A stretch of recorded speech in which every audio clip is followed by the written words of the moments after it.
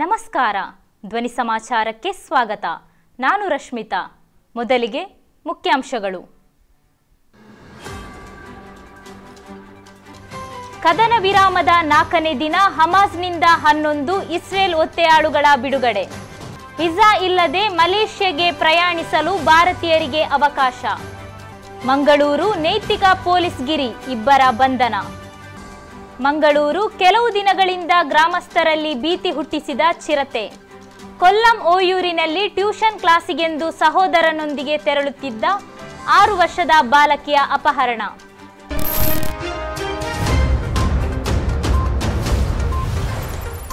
ಕದನ ವಿರಾಮ ಒಪ್ಪಂದದಂತೆ ಹಮಾಸ್ ಬಂಡುಕೋರರು ಸೋಮವಾರ 11 ಮಂದಿ ಇಸ್ರೇಲ್ ಒತ್ತೆಯಾಳುಗಳನ್ನು ಬಿಡುಗಡೆ ಮಾಡಿದ್ದಾರೆ. ಒತ್ತೆಯಾಳುಗಳನ್ನು ಗಾಜಾ ಪಟ್ಟಿಯಲ್ಲಿರುವ ರೆಡ್ ಕ್ರಾಸ್ ಪ್ರತಿನಿಧಿಗಳಿಗೆ ಒಪ್ಪಿಸಲಾಗಿದೆ ಎಂದು ಇಸ್ರೇಲ್ ರಕ್ಷಣಾ ಪಡೆ ದೃಢಪಡಿಸಿದೆ.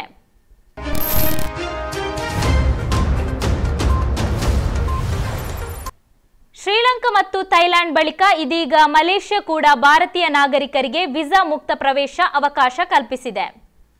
ಈ ವಿಚಾರವನ್ನು ಸ್ವತಃ ಮಲೇಷ್ಯಾ ಪ್ರಧಾನಿ ಅನ್ವರ್ ಇಬ್ರಾಹಿಂ ಘೋಷಿಸಿದ್ದಾರೆ. ಈ ಉಪಕ್ರಮವು ಡಿಸೆಂಬರ್ 1ರಿಂದ ಆರಂಭವಾಗಲಿದ್ದು, ಆದರೆ ವೀಸಾ ವಿನಾಯಿತಿ ಯಾವ ದಿನಾಂಕದವರೆಗೆ ಅನ್ವಯಿಸುತ್ತದೆ ಎಂಬುದನ್ನು ತಿಳಿಸಿಲ್ಲ. ಪ್ರಸ್ತುತ ಚೀನಾ ಮತ್ತು ಭಾರತೀಯ ಪ್ರಜೆಗಳು ಮಲೇಷ್ಯಾ ಪ್ರವೇಶಿಸುವ ಮೊದಲು ವೀಸಾಗಳಿಗೆ ಅರ್ಜಿ ಸಲ್ಲಿಸಬೇಕು ಎಂದು ತಿಳಿಸಲಾಗಿದೆ.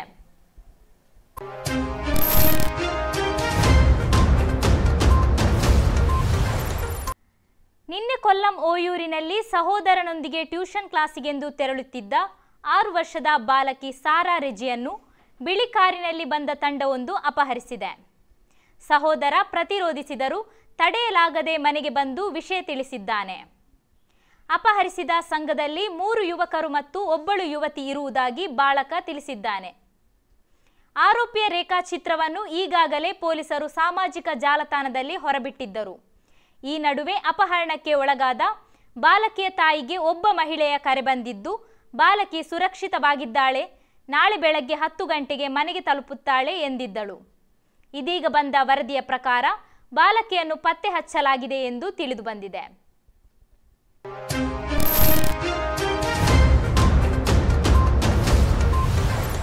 ಪಾವೂರು ಕೆದುಂಬಾಡಿ ನಿವಾಸಿ BM ಮೊಹಮ್ಮದ್ ರವರು ಆದಿತ್ಯವಾರ ಮಧ್ಯಾಹ್ನ ಕಾಸರಗೋಡಿನಲ್ಲಿರುವ ಮಗಳ ಮನೆಗೆ ತನ್ನ ಸ್ಕೂಟರ್ನಲ್ಲಿ ತೆರಳುತ್ತಿದ್ದಾಗ ಕುಂಬಳೆ ರಾಷ್ಟ್ರೀಯ ಹೆದ್ದಾರಿಯಲ್ಲಿ ಜುಮಾ ಮಸೀದಿ ಮುಂಭಾಗ ಮೀನಿನ ಲಾರಿ ಡಿಕ್ಕಿ ಹೊಡೆದಿದೆ.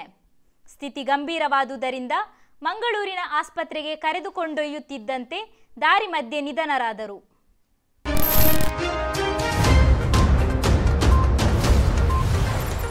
ಕುಂಬಳೆ ರಾಮನಗರ ನಿವಾಸಿ ಹಿರಿಯ ವ್ಯಾಪಾರಿ ಬಳ್ಳಂಬೆಟ್ಟು ಅಚ್ಯುತ ಪೈ ಅವರು ನಿಧನ ಹೊಂದಿದ್ದಾರೆ.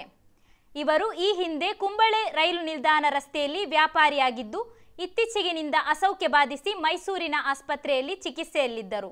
ಆದರೆ ಚಿಕಿತ್ಸೆ ಫಲಕಾರಿಯಾಗದೆ ಮೃತಪಟ್ಟಿದ್ದಾರೆ.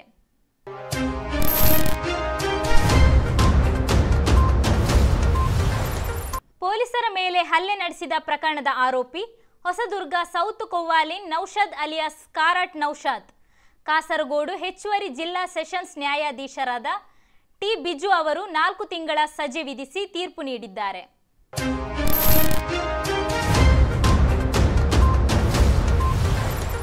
ನ್ಯಾಯಾಲಯಕ್ಕೆ ಹಾಜರಾಗದೆ ತಲೆಮರೆಸಿಕೊಂಡ ಆರೋಪಿಯನ್ನು ಪೊಲೀಸರು ಬಂಧಿಸಿದ ಘಟನೆ ಕಾಸರಗೋಡಿನ ಮಂಜೇಶ್ವರದ ಉಪ್ಪಳದಲ್ಲಿ ನಡೆದಿದೆ. ಬಂಧಿತನನ್ನು ಮಂಜೇಶ್ವರದ ಜಮ್ಶೀರ್ ಯಾನೆ, ಜಮ್ಸೀದ್ ಯಾನೆ, ಜೆಮ್ಮಿ ಎಂದು ತಿಳಿದು ಬಂದಿದೆ.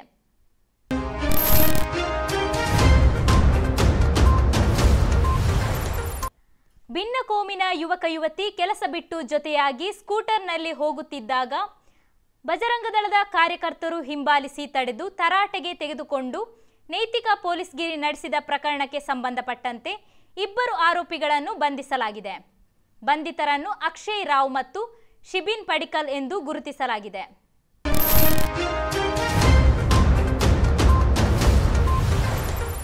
ಮಂಗಳೂರಿನಲ್ಲಿ ಕೆಲವು ದಿನಗಳಿಂದ ಗ್ರಾಮಸ್ಥರಲ್ಲಿ ಭೀತಿ ಹುಟ್ಟಿಸಿದ ಚಿರತೆ ಅರಣ್ಯ ಇಲಾಖೆ ಇರಿಸಿದ ಬೋನಿಗೆ ಬಿದ್ದಿದೆ.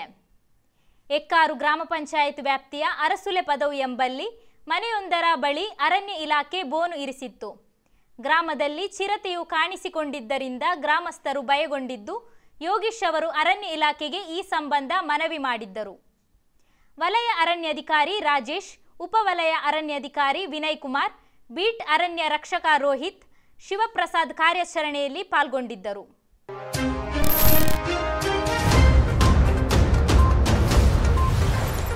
ಕಾರಿನಲ್ಲಿ ಸಾಗಾಟ ಮಾಡುತ್ತಿದ್ದ 28.5 ಗ್ರಾಂ MDMA ಮಾದಕ ವಸ್ತು ಸಹಿತ ಓರ್ವನನ್ನು ಕಾಸರಗೋಡು ಅಬಕಾರಿ ದಳದ ಸಿಬ್ಬಂದಿಗಳು ಬಂಧಿಸಿದ್ದಾರೆ.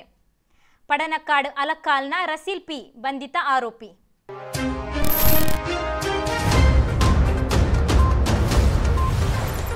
ಆಟೋ ರಿಕ್ಷಾವನ್ನು ತಡೆದು ನಿಲ್ಲಿಸಿ ಯುವಕನನ್ನು ಚಾಕುವಿನಿಂದ ಇರಿದು ಕೊಲೆಗೈದ ಪ್ರಕರಣದ ಆರೋಪದ ಮೇಲೆ ಕಾಸರಗೋಡು ಹೆಚ್ಚುವರಿ ಜಿಲ್ಲಾ ಸೆಷನ್ಸ್ ನ್ಯಾಯಾಲಯ ಒಂದರಲ್ಲಿ ನಡೆದ ವಿಚಾರಣೆಯಲ್ಲಿ ಸಾಬೀತುಗೊಂಡಿದ್ದು, ಆದ್ದರಿಂದ ಆತ ದೋಷಿ ಎಂದು ನ್ಯಾಯಾಲಯ ತೀರ್ಪು ನೀಡಿದೆ. ಪನತ್ತಡಿ ಶಿವಪುರಂ ಚಾಮುಂಡಿಕುನ್ನು ಕೋಚೇರಿಯಲ್ KM ಜೋಸೆಫ್ ಈ ಪ್ರಕರಣದ ಆರೋಪಿ.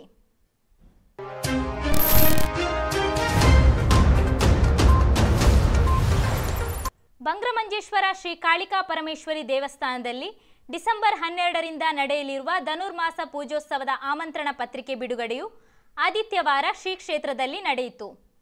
ಮುಕ್ತೇಸರರಾದ ಉಳುವರು ವೆಂಕಟರಮಣ ಆಚಾರ್ಯ, ಕೋಟೆಕಾರು ದೇವದಾಸ್ ಆಚಾರ್ಯ, ಕ್ಷೇತ್ರದ ಅಧ್ಯಕ್ಷ ಯದುನಂದನ ಆಚಾರ್ಯ ಕಡಂಬಾರು ಮೊದಲಾದವರು ಉಪಸ್ಥಿತರಿದ್ದರು.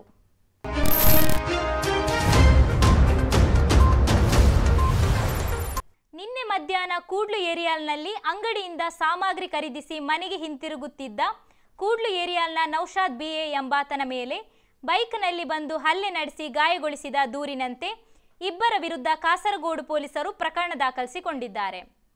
ಕೂಡ್ಲು ಏರಿಯಾಲ್ ನಿವಾಸಿಗಳಾದ ಫಯಾ ಮತ್ತು ಫಜುಲ್ ಎಂಬವರ ವಿರುದ್ಧ ಪ್ರಕರಣ ದಾಖಲಿಸಲಾಗಿದೆ.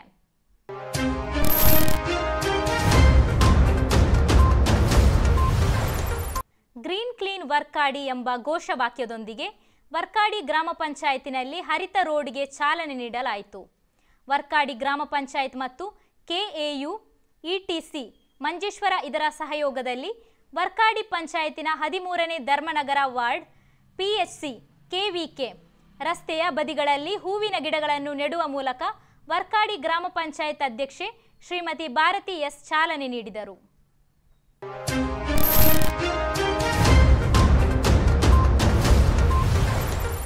ಸಾರ್ವಜನಿಕ ಶ್ರೀ ಶನಿಶ್ಚರ ಪೂಜಾ ಸಮಿತಿ ರಿಜಿಸ್ಟರ್ಡ್ ಅಮನಬೆಟ್ಟು ಮಾರ್ನಾಡು ಮೂಡಬಿದ್ರೆ ಇದರ ಆಶ್ರಯದಲ್ಲಿ ದ್ವಿತೀಯ ವರ್ಷದ ಶನೀಶ್ವರ ಪೂಜೆಯು ಇದೇ ಬರುವ ಡಿಸೆಂಬರ್ 2ರಂದು ಅಮನಬೆಟ್ಟು ಬಾಕ್ಯಾರಿನಲ್ಲಿ ಜರಗಲಿದೆ.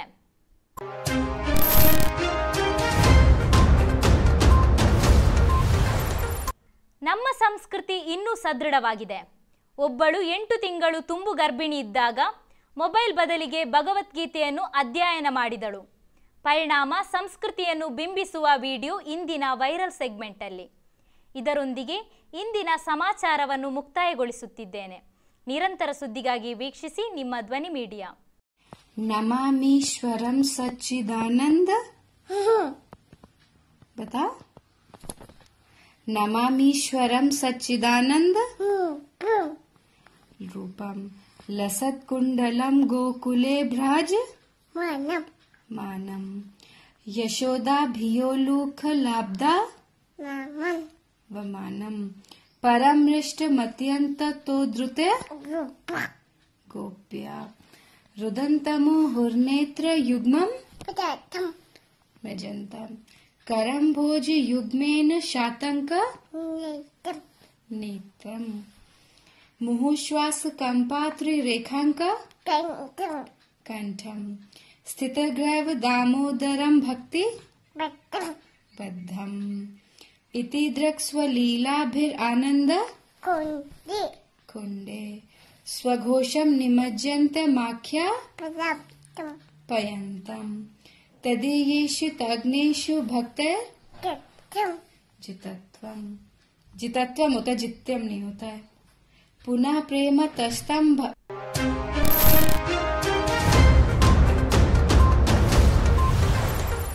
ನಿಮ್ಮ ನೆಚ್ಚಿನ ಧ್ವನಿ ಮೀಡಿಯಾ ಆಪ್ ಇದೀಗ ಗೂಗಲ್ ಪ್ಲೇಸ್ಟೋರ್ನಲ್ಲಿ ಲಭ್ಯವಿದೆ. ಗೂಗಲ್ ಪ್ಲೇಸ್ಟೋರಿಗೆ ಹೋಗಿ ಧ್ವನಿ ಮೀಡಿಯಾ ಅಂತ ಟೈಪ್ ಮಾಡಿ ಉಚಿತವಾಗಿ ಡೌನ್ಲೋಡ್ ಮಾಡಿಕೊಳ್ಳಿ. ನಿಮ್ಮ ನೆಚ್ಚಿನ ಎಲ್ಲಾ ಕಾರ್ಯಕ್ರಮಗಳನ್ನ ತಪ್ಪದೇ ವೀಕ್ಷಿಸಿ. ಯೂಟ್ಯೂಬ್ನಲ್ಲಿ ಧ್ವನಿ ಮೀಡಿಯಾ ಅಂತ ಟೈಪ್ ಮಾಡಿ ಸಬ್ಸ್ಕ್ರೈಬ್ ಮಾಡಿಕೊಳ್ಳಿ.